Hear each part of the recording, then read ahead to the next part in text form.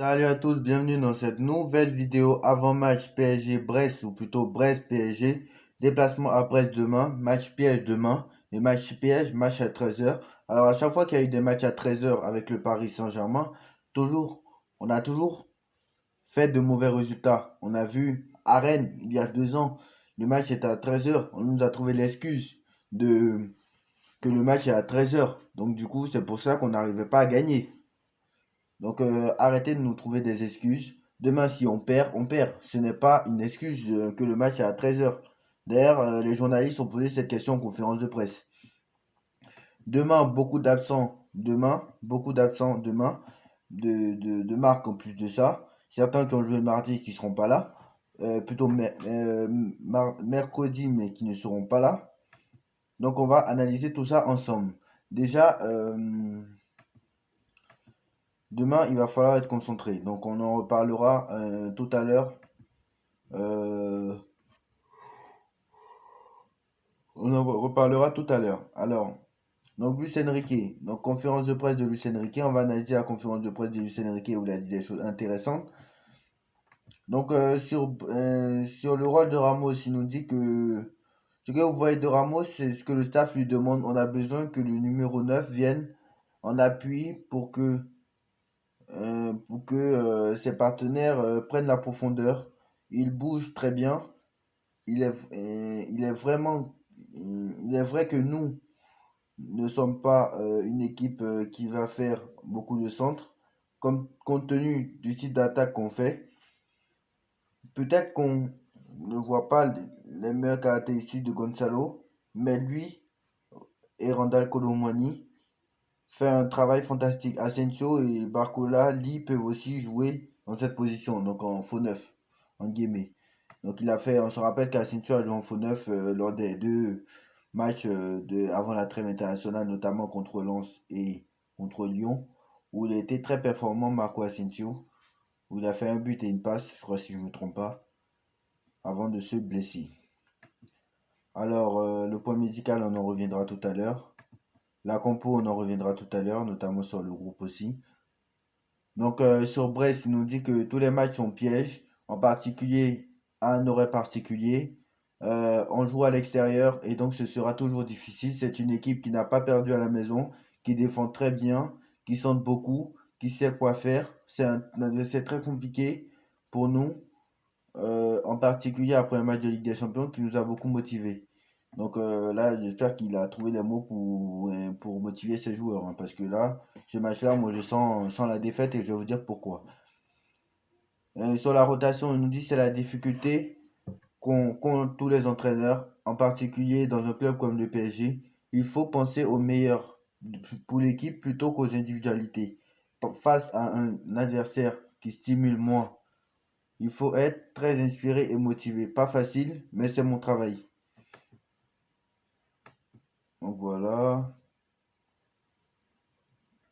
Donc il nous dit c'est une difficulté que nous avons.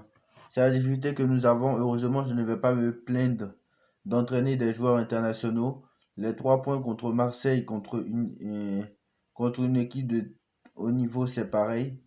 Contre une équipe de moins bien classée. Donc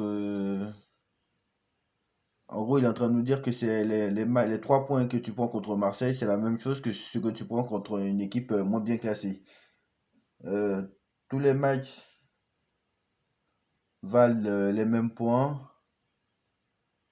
Il faut gérer le match de façon à ce que nous soyons meilleurs, qu'on ait plus de chances de but que l'autre équipe. C'est mon travail, notamment de gérer la composition avec les joueurs les mieux motivés et préparés. Donc voilà. Donc ça aussi c'est pas mal. Alors, concernant le comment je dis ça, le mental, il nous dit ce qui est clair, un but est une injection de morale pour l'équipe qui marque et qui va tirer vers le bas une équipe qui souffre. Donc, une équipe qui concède peu une équipe qui concède un but, peu importe qu'elle travaille avec un psychologue de la NASA ou autre, elle subit. En revanche, une équipe qui marque est excitée, a de l'envie. Les matchs changent tout le temps à cause de ses actions. Ce n'est pas lié à un psychologue, ça arrive tout le temps. Le fait d'avoir un psy dans le staff, c'est pour que les joueurs puissent travailler avec lui de façon confidentielle. Au XXIe siècle, celui qui ne travaille pas psychologiquement a essayé de voir tout ce que ça signifie un joueur professionnel et perd le potentiel. De manière générale, partout, les joueurs en ont. Donc, dans tous les championnats, il nous dit aussi que les joueurs en ont. Alors, donc, voilà un peu la conférence de presse. En tout cas, pour le psychologue, je suis bien d'accord avec lui. Donc, voilà un peu la conférence de presse.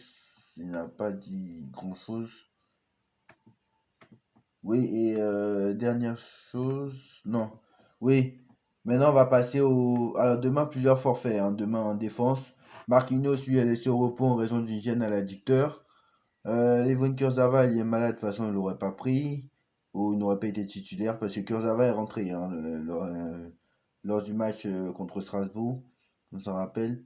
Donc Kurzawa ne sera pas là. Euh, Keylor Navas lui est indisponible en raison d'une douleur au lombaire. Marco Asensio prend l'équipe MV pour suivre le protocole de reprise et Nuno Mendes pour sa rééducation. Donc je pense que Marco Asensio, on n'est pas prêt de le voir, hein. Je pense que c'est après la prochaine trêve internationale. Alors normalement, ça devrait être, c'était censé être après la trêve internationale d'octobre, mais là c'est après la trêve internationale de novembre normalement. Ou peut-être qu'on le verra avant, mais pas sûr. Pas sûr, pas sûr, pas sûr. Asensio, en tout cas, il me manque, hein, parce que Gonzalo Ramos, quoi qu'on en dise, pour l'instant, Colomani lui est passé devant. Et Asensio, je pense que s'il joue à droite, frère, parce que Dembélé, il n'a aucune stat. Donc, je pense qu'Asensio va prendre sa place, mais le problème, c'est que si Asensio joue à droite, Asensio, le peu de matchs qu'il a joué à droite, il était mauvais. Notamment contre Lorient et contre Toulouse, il était sur le banc. Donc, j'ai peur. J'ai peur. Et Asensio, normalement, en numéro 9 il était bon, notamment contre Lyon et contre Lens. Donc, je sais pas si le mec, il doit pas jouer à droite, le mec. Mais en numéro 9 Colomani est assez bon. Donc, je pense que Colomani à droite, Asensio en numéro 9 et Mbappé à gauche, ça peut faire pas mal. Donc, voilà. On verra. En tout cas, Asensio n'est toujours pas revenu. Alors, sur le groupe de demain, on n'a pas le groupe encore qui pourrait se déplacer, mais on pourrait s'imaginer que c'est le même. On pourrait s'imaginer que c'est quasiment le même que contre Milan, sauf qu'évidemment, pas, sauf qu'évidemment là il y aura pas de Nuno Mendes, il y aura pas de, pardon, sauf qu'évidemment là il y aura pas de Marquinhos. Donc les mêmes joueurs que contre Dortmund, mais sauf Marquinhos. Donc demain normalement ça devrait être un 4-3-3. Alors Hakimi à droite, Skriniar, Danilo, Depay, Mukele gauche. Alors moi j'ai pas vu ce système-là. Alors pas de Hernandez demain. Normalement Mukele est à gauche. Je sais pas qui dit ça. Apparemment, Mukele sera à gauche. Ugarte, Fabien Ruiz, Barcola au milieu de terrain. Non, Barcola serait mieux. Donc, assez incroyable quand même. Ailier droit, Mbappé dans l'axe et Ramos.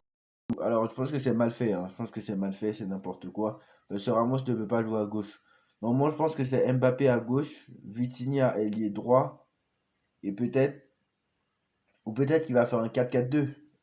À ce rythme-là, je pense plus à ça. Je pense plus à un 4-4-2. Donc je pense qu'il va faire Hakimi à droite, Mukele à gauche, parce que je pense qu'il va faire ça. Skriniar et Danilo, Ugarte, Fabian Ruiz au milieu, Barcola à gauche, Vitinha à droite. Donc je pense qu'il va faire un milieu à 4 avec Barcola à gauche et Vitinha à droite et Ugarte, Fabian Ruiz au milieu et Mbappé Ramos devant. Donc je pense qu'il va faire un 4-4-2. Je pense que c'est ça, mais c'est assez bizarre quand même que Skriniar et Danilo, attention, hein, parce que demain, s'il y a un attaquant rapide, ça va être vite compliqué. Skriniar et Danilo, cette défense, elle est assez lente, hein. Ne jamais mettre Skriniar et Danilo en même temps. Donc, ça, c'est assez problématique aussi. Mais quand tu n'as pas de Hernandez, quand tu as Hernandez qui va aller jouer sur le côté gauche, donc t'as pas réellement de choix. Donc, j'ai envie de te dire pourquoi pas. Mais pourquoi Hernandez lui joue pas, je ne sais pas. Donc, bref, la compo est assez bizarre. Bref, je comprends pas. On verra en tout cas demain ce qui se passera. Dites-moi en commentaire ce que vous en pensez. On like, on partage, on commente, on s'abonne. On se retrouve Alors, on se retrouve tout à l'heure pour le débrief du Classico, parce qu'aujourd'hui, il y a de gros matchs qui nous attendent. Barça-Real Madrid à 16h et quart, si je ne me trompe pas. Il y a City United qui est, je crois, à 17h30. Non, qui est demain à 17h30. Donc, le match City United, je crois que c'est demain à 16h30.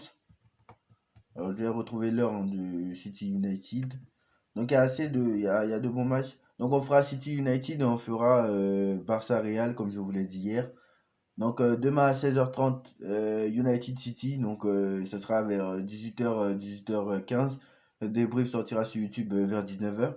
Donc, on aura ça demain soir pour le débrief de City United. On se retrouve donc tout à l'heure pour le débrief Barça Real. Tchuss!